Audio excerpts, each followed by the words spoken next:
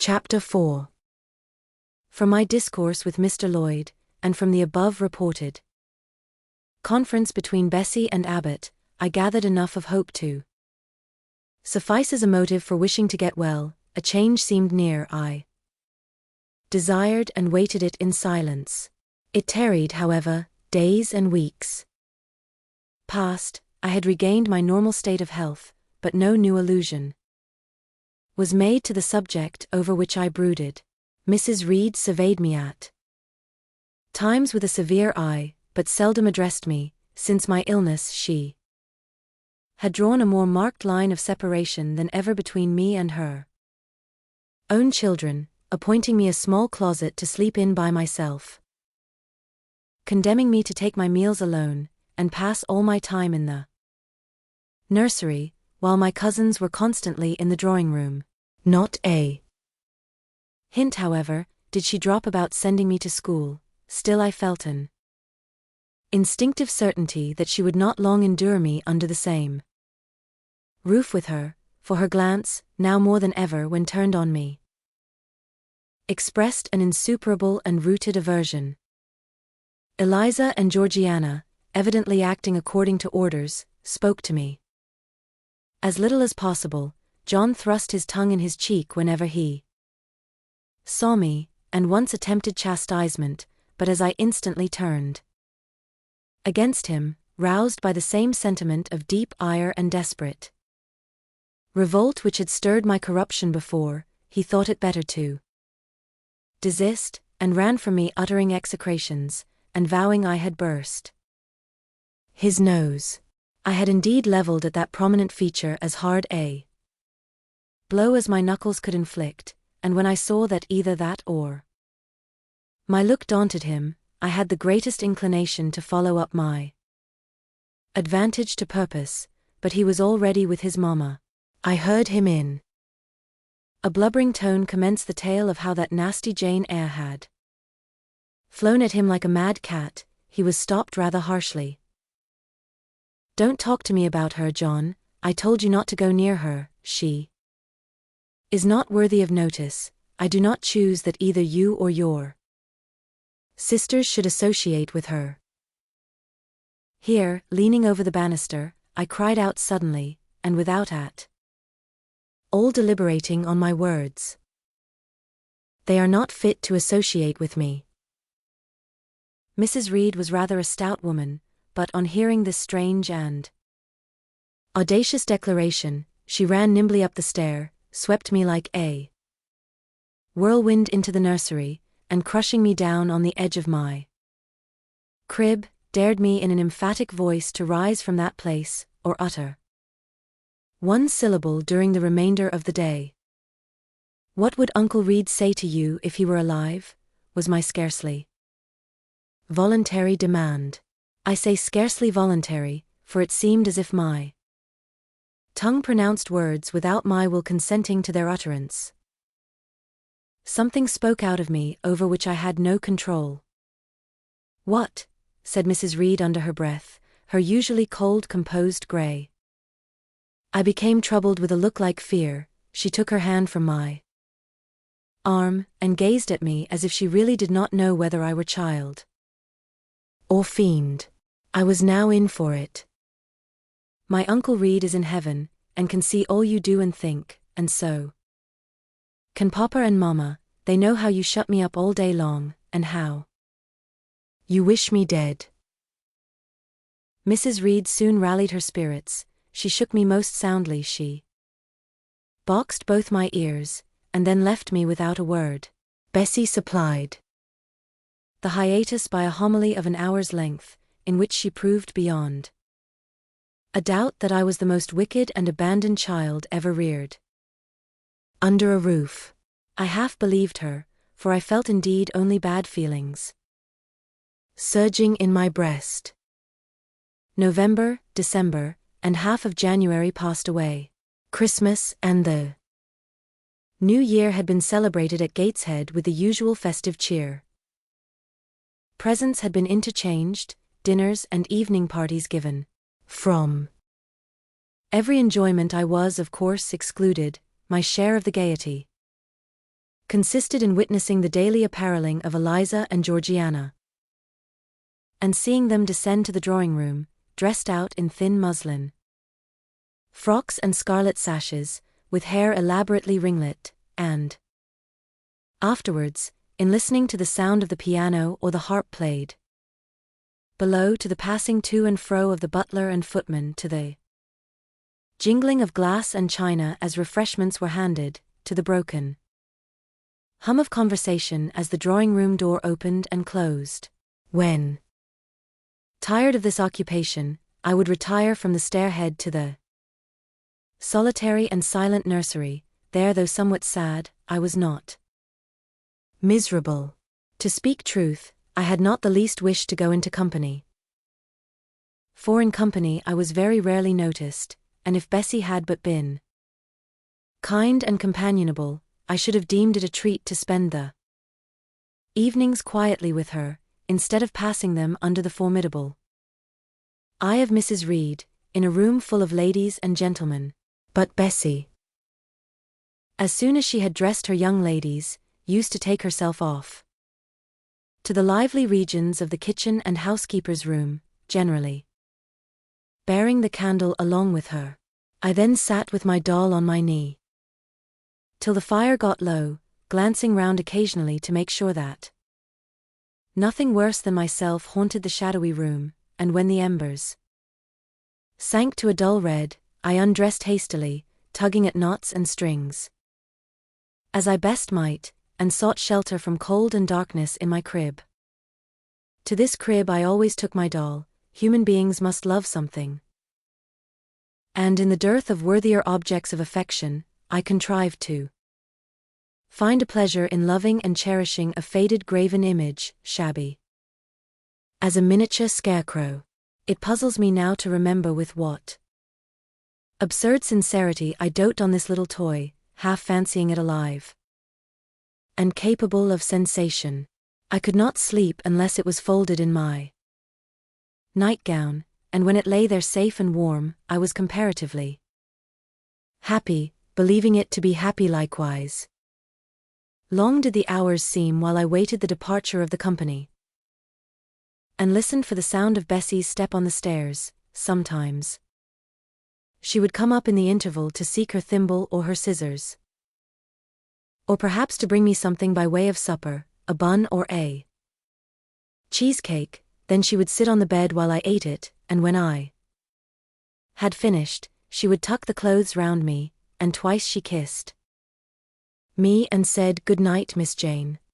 When thus gentle, Bessie seemed to me the best, prettiest, kindest being in the world, and I wished most intensely that she would always be so pleasant and amiable, and never push me about, or scold, or task me unreasonably, as she was too often wont to do.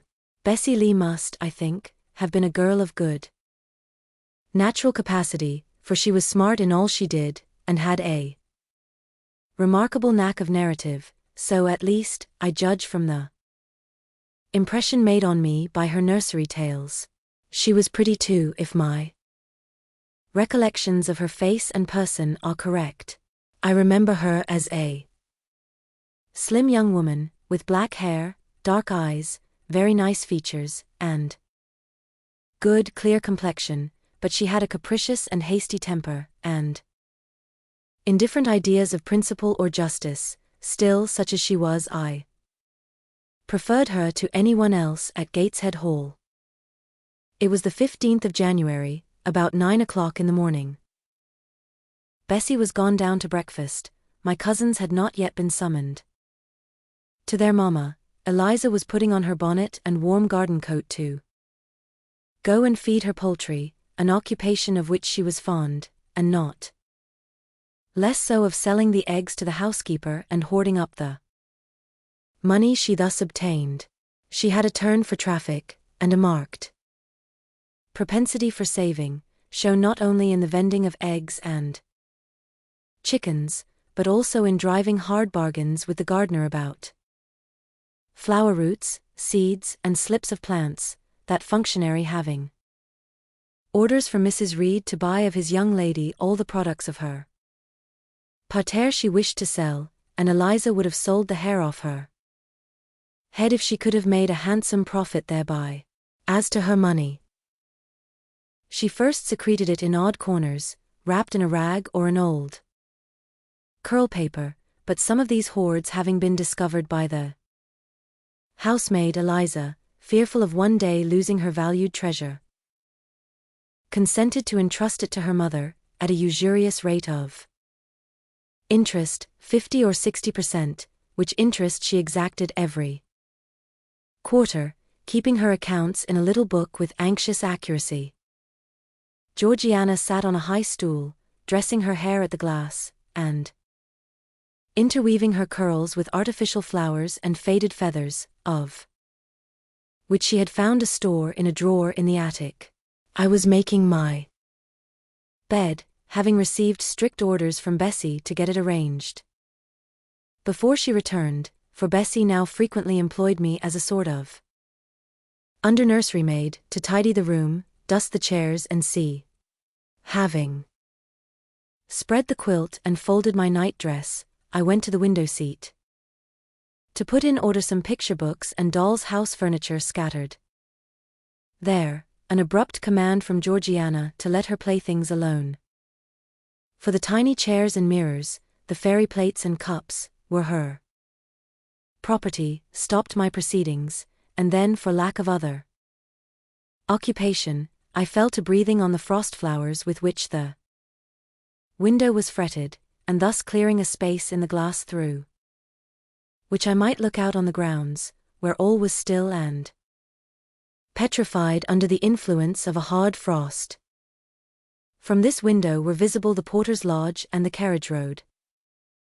And just as I had dissolved so much of the silver-white foliage veiling the panes as left room to look out, I saw the gates thrown open and a carriage roll through.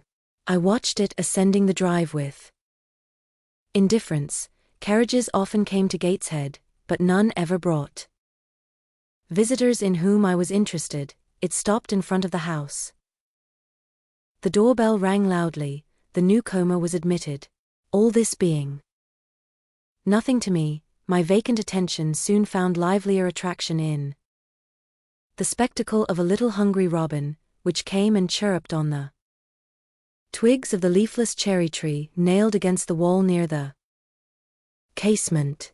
The remains of my breakfast of bread and milk stood on the table, and having crumbled a morsel of roll, I was tugging at the sash to put out the crumbs on the window-sill, when Bessie came running upstairs into the nursery. "Miss Jane, take off your pinafore, what are you doing there?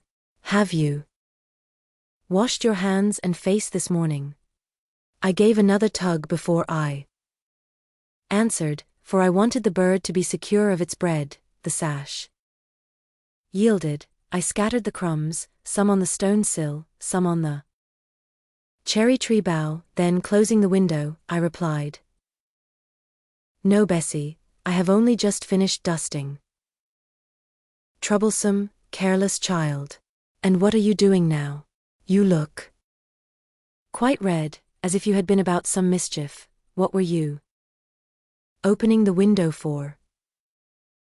I was spared the trouble of answering, for Bessie seemed in too great a hurry to listen to explanations. She hauled me to the washstand, inflicted a merciless but happily brief scrub on my face and hands with soap, water and a coarse towel, disciplined my head with a bristly brush, denuded me of my pinafore, and then hurrying me to the top of the stairs, bid me go down directly, as I was wanted in the breakfast room.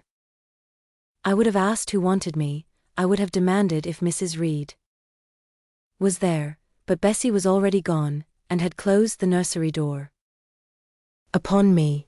I slowly descended. For nearly 3 months, I had never been called to Mrs. Reed's presence, restricted so long to the nursery. The breakfast, dining and drawing rooms were become for me awful regions, on which it dismayed me to intrude. I now stood in the empty hall, before me was the breakfast room door, and I stopped, intimidated and trembling. What a miserable little poltroon had fear, engendered of unjust punishment, made of me in those days. I feared to return to the nursery, and feared to go forward to the parlor. 10 minutes I stood in agitated hesitation. The vehement ringing of the breakfast-room bell decided me. I must enter. Who could want me? I asked inwardly, as with both hands I turned the stiff door handle, which, for a second or two, resisted my efforts. What should I see besides Aunt Reed in the apartment? A man or a woman? The handle turned, the door unclosed, and passing through and curtsying low, I looked up at a black pillar. Such at least appeared to me, at first sight, the straight, narrow, sable-clad shape standing erect on the rug. The grim face at the top was like a carved mask, placed above the shaft by way of capital. Mrs. Reed occupied her usual seat by the fireside. She made a signal to me to approach. I did so, and she introduced me to the stony stranger with the words, "This is the little girl respecting whom I applied to you." For it was a man, turned his head slowly towards where I stood, and having examined me with the two inquisitive-looking grey eyes which twinkled under a pair of bushy brows, said solemnly, and in a bass voice, "Her size is small. What is her age?" 10 years. So much, was the doubtful answer, and he prolonged his scrutiny for some minutes. Presently he addressed me, "Your name, little girl?" "Jane Eyre, sir." In uttering these words I looked up. He seemed to me a tall gentleman. But then I was very little. His features were large, and they and all the lines of his frame were equally harsh and prim. "Well, Jane Eyre, and are you a good child?" Impossible to reply to this in the affirmative. My little world held a contrary opinion. I was silent. Mrs. Reed answered for me by an expressive shake of the head, adding soon, perhaps the less said on that subject the better, Mr. Brocklehurst. Sorry indeed to hear it. She and I must have some talk. And bending from the perpendicular, he installed his person in the armchair opposite Mrs. Reed's. "Come here," he said. I stepped across the rug. He placed me square and straight before him. What a face he had, now that it was almost on a level with mine. What a great nose. And what a mouth. And what large prominent teeth. "No sight so sad as that of a naughty child," he began, "especially a naughty little girl. Do you know where the wicked go after death?" "They go to hell," was my ready and orthodox answer. "And what is hell? Can you tell me that?" "A pit full of fire." "And should you like to fall into that pit, and to be burning there for ever?" "No, sir." "What must you do to avoid it?" I deliberated a moment. My answer, when it did come, was objectionable. "I must keep in good health, and not die." "How can you keep in good health? Children younger than you die daily." "I buried a little child of 5 years old only a day or two since, a good little child, whose soul is now in heaven. It is to be feared the same could not be said of you were you to be called hence." Not being in a condition to remove his doubt, I only cast my eyes down on the two large feet planted on the rug, and sighed, wishing myself far enough away. I hope that sigh is from the heart, and that you repent of ever having been the occasion of discomfort to your excellent benefactress. Benefactress. Benefactress, said I inwardly, they all call Mrs. Reed my benefactress. If so, a benefactress is a disagreeable thing. "Do you say your prayers night and morning?" continued my interrogator. Yes, sir. Do you read your Bible? Sometimes. With pleasure? Are you fond of it? I like Revelations, and the book of Daniel, and Genesis and Samuel. And a little bit of Exodus, and some parts of Kings and Chronicles, and Job and Jonah. And the Psalms? I hope you like them. No, sir. No? Oh, shocking. I have a little boy, younger than you, who knows 6 Psalms by heart, and when you ask him which he would rather have, a gingerbread nut to eat or a verse of a psalm to learn, he says, oh, the verse of a psalm. Angels sing psalms, says he, I wish to be a little angel here below. He then gets 2 nuts in recompense for his infant piety. Psalms are not interesting, I remarked. That proves you have a wicked heart, and you must pray to God to change it, to give you a new and clean one, to take away your heart of stone and give you a heart of flesh. I was about to propound a question, touching the manner in which that operation of changing my heart was to be performed, when Mrs. Reed interposed, telling me to sit down. She then proceeded to carry on the conversation herself. Mr. Brocklehurst, I believe I intimated in the letter which I wrote to you 3 weeks ago, that this little girl has not quite the character and disposition I could wish, should you admit her into Lowood School. I should be glad if the superintendent and teachers were requested to keep a strict eye on her, and above all, to guard against her worst fault, a tendency to deceit. I mention this in your hearing, Jane, that you may not attempt to impose on Mr. Brocklehurst. Well might I dread, well might I dislike Mrs. Reed, for it was her nature to wound me cruelly. Never was I happy in her presence, however carefully I obeyed, however strenuously I strove to please her. My efforts were still repulsed and repaid by such sentences as the above. Now uttered before a stranger, the accusation cut me to the heart. I dimly perceived that she was already obliterating hope from the new phase of existence which she destined me to enter. I felt, though I could not have expressed the feeling, that she was sowing aversion and unkindness along my future path. I saw myself transformed under Mr. Brocklehurst's eye into an artful, noxious child, and what could I do to remedy the injury? Nothing indeed, thought I, as I struggled to repress a sob and hastily wiped away some tears, the impotent evidences of my anguish. Deceit is, indeed, a sad fault in a child, said Mr. Brocklehurst. It is akin to falsehood, and all liars will have their portion in the lake burning with fire and brimstone. She shall, however, be watched, Mrs. Reed. I will speak to Miss Temple and the teachers. I should wish her to be brought up in a manner suiting her prospects. Continued my benefactress, to be made useful, to be kept humble, as for the vacations, she will, with your permission, spend them always at Lowood. Your decisions are perfectly judicious, madam, returned Mr.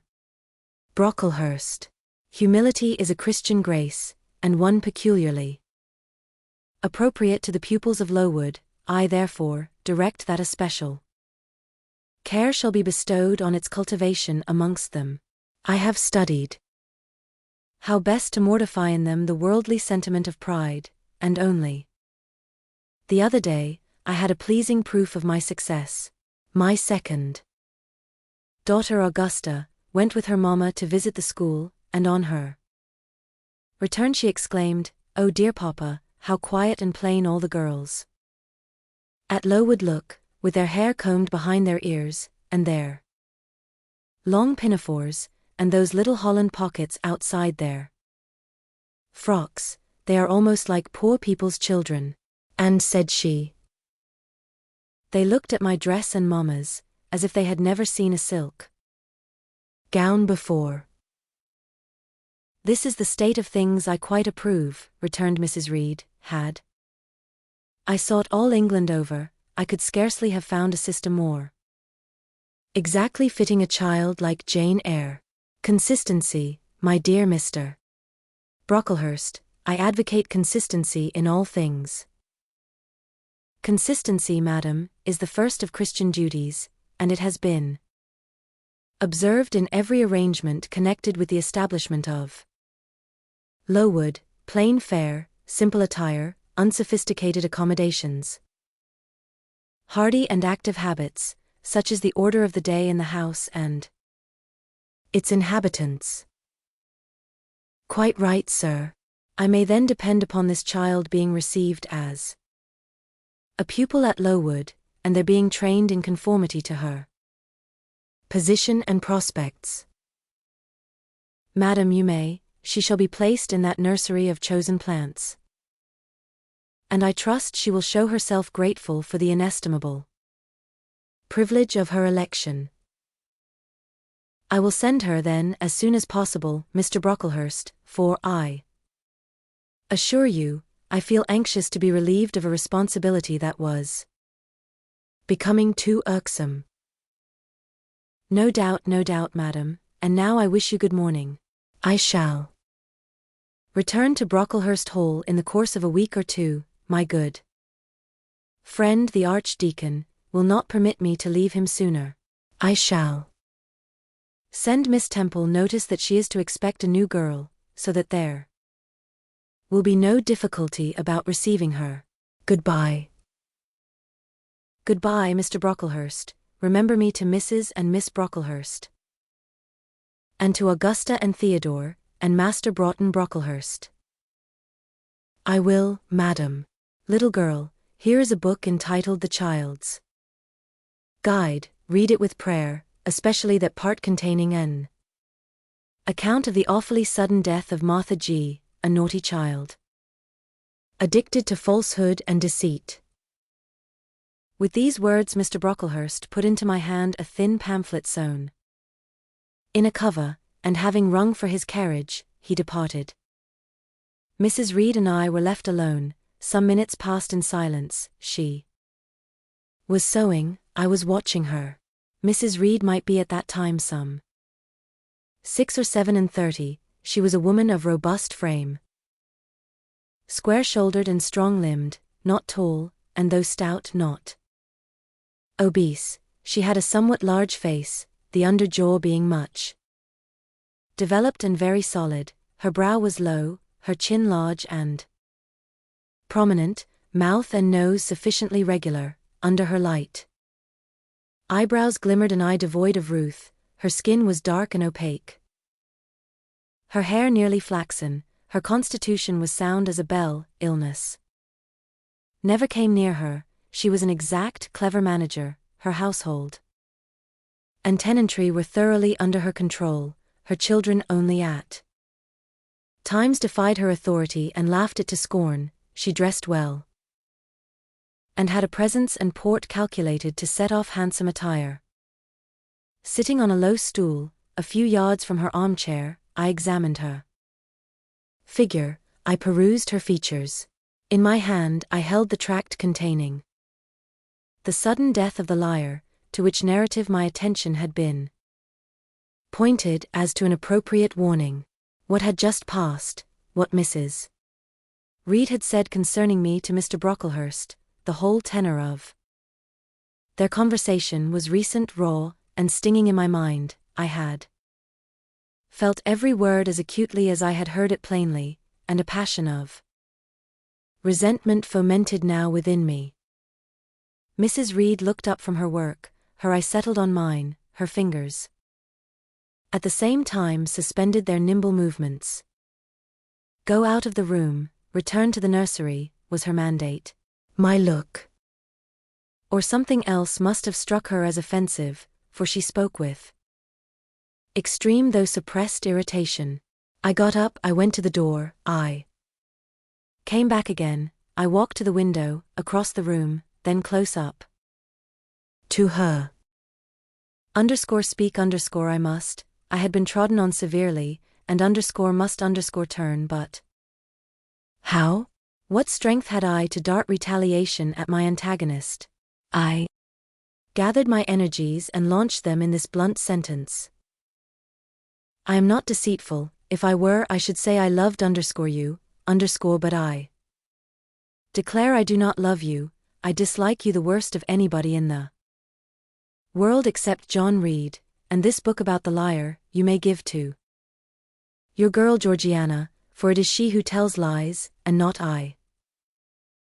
Mrs. Reed's hands still lay on her work inactive, her eye of ice continued to dwell freezingly on mine. What more have you to say? She asked, rather in the tone in which a person might address an opponent of adult age than such as is ordinarily used to a child. That eye of hers, that voice stirred every antipathy I had. Shaking from head to foot, thrilled with ungovernable excitement, I continued. I am glad you are no relation of mine. I will never call you aunt again as long as I live.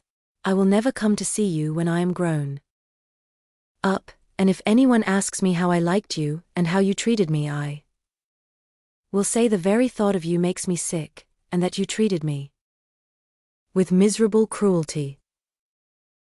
How dare you affirm that, Jane Eyre? How dare I, Mrs. Reed? How dare I? Because it is the _truth_. You think I have no feelings, and that I can do without one bit of love or kindness, but I cannot live so, and you have no pity. I shall remember how you thrust me back, roughly and violently thrust me back, into the Red Room, and locked me up there to my dying day, though I was in agony, though I cried out, while suffocating with distress, have mercy, Aunt Reed. And that punishment you made me suffer, because your wicked boy struck me, knocked me down for nothing. I will tell anybody who asks me questions, this exact tale. People think you a good woman, but you are bad, hard-hearted.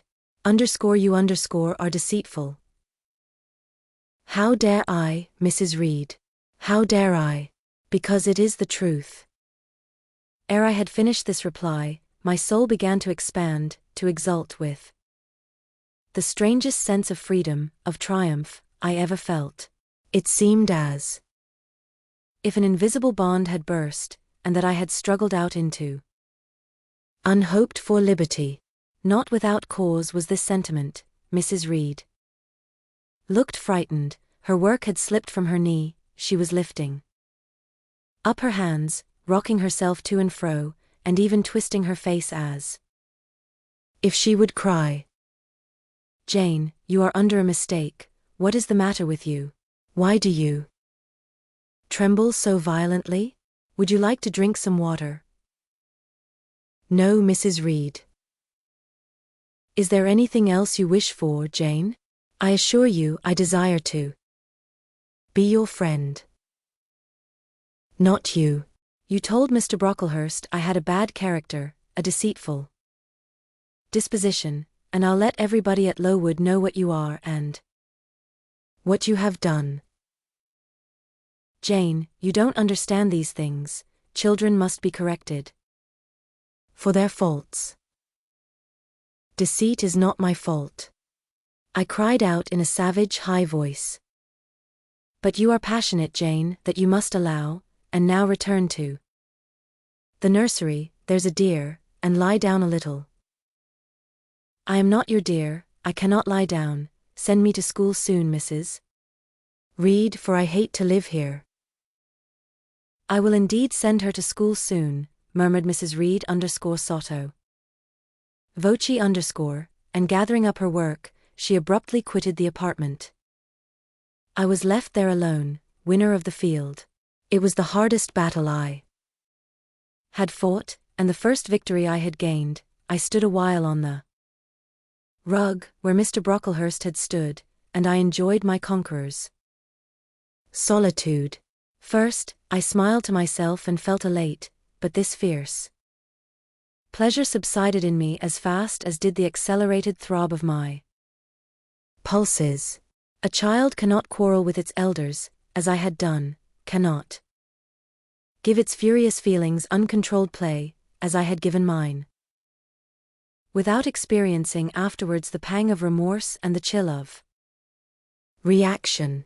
A ridge of lighted heath, alive, glancing, devouring, would have been a meet emblem of my mind when I accused and menaced Mrs. Reed. The same ridge, black and blasted after the flames are dead, would have represented as meetly my subsequent condition when half an hour's silence and reflection had shown me the madness of my conduct, and the dreariness of my hated and hating position. Something of vengeance I had tasted for the first time, as aromatic wine it seemed, on swallowing warm and racy, its after-flavor, metallic and corroding, gave me a sensation as if I had been poisoned. Willingly would I now have gone and asked Mrs. Reed's pardon, but I knew, partly from experience and partly from instinct, that was the way to make her repulse me with double scorn, thereby re-exciting every turbulent impulse of my nature. I would fain exercise some better faculty than that of fierce speaking, fain find nourishment for some less fiendish feeling than that of somber indignation. I took a book, some Arabian tales. I sat down and endeavored to read. I could make no sense of the subject. My own thoughts swam always between me and the page I had usually found fascinating. I opened the glass door in the breakfast room. The shrubbery was quite still. The black frost reigned, unbroken by sun or breeze, through the grounds. I covered my head and arms with the skirt of my frock, and went out to walk in a part of the plantation which was quite sequestrated, but I found no pleasure in the silent trees, the falling fir cones, the congealed relics of autumn, russet leaves, swept by past winds in heaps, and now stiffened together. I leaned against a gate, and looked into an empty field where no sheep were feeding, where the short grass was nipped and blanched.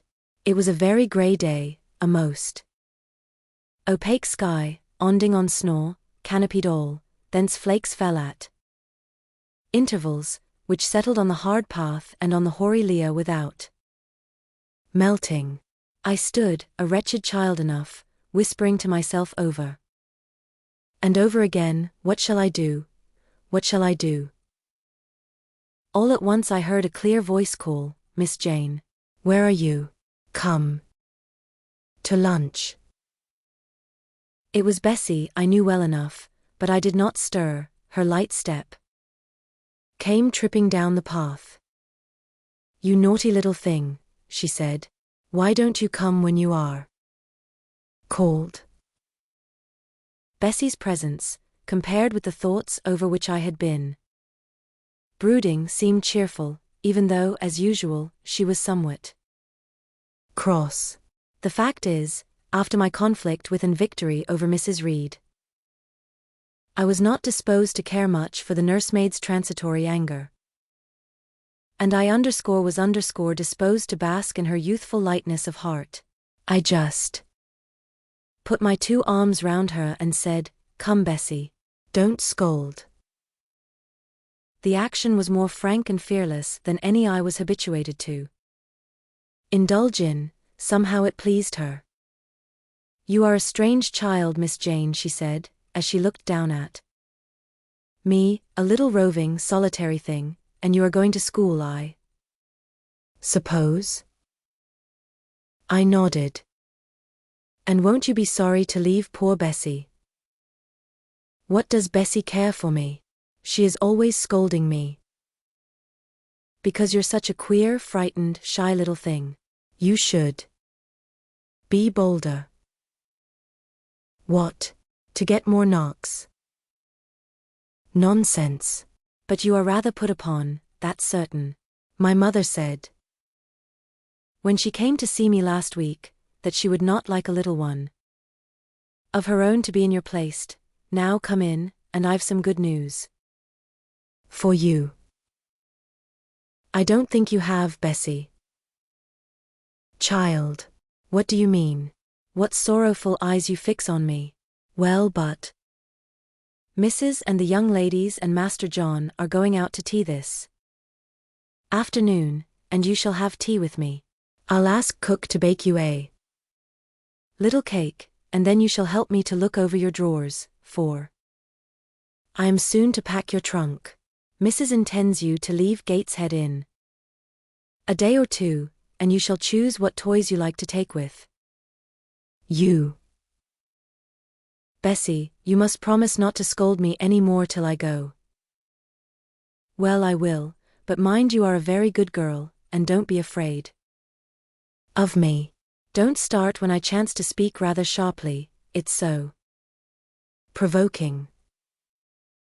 I don't think I shall ever be afraid of you again, Bessie, because I have got used to you, and I shall soon have another set of people to dread. If you dread them, they'll dislike you. As you do, Bessie. I don't dislike you, miss. I believe I am fonder of you than of all the others.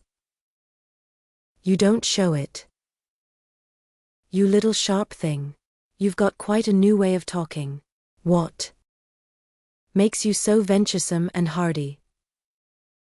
Why, I shall soon be away from you, and besides, I was going to say something about what had passed between me and Mrs. Reed, but on second thoughts I considered it better to remain silent on that head. And so you're glad to leave me? Not at all, Bessie. Indeed, just now I'm rather sorry. Just now. And rather. How coolly my little lady says it. I dare say. Now if I were to ask you for a kiss, you wouldn't give it me, you'd say. You'd underscore rather underscore not. I'll kiss you and welcome. Bend your head down. Bessie stooped, we mutually embraced, and I followed her into the house quite comforted. That afternoon lapsed in peace and harmony, and in the evening Bessie told me some of her most enchanting stories, and sang me some of her sweetest songs. Even for me life had its gleams of sunshine,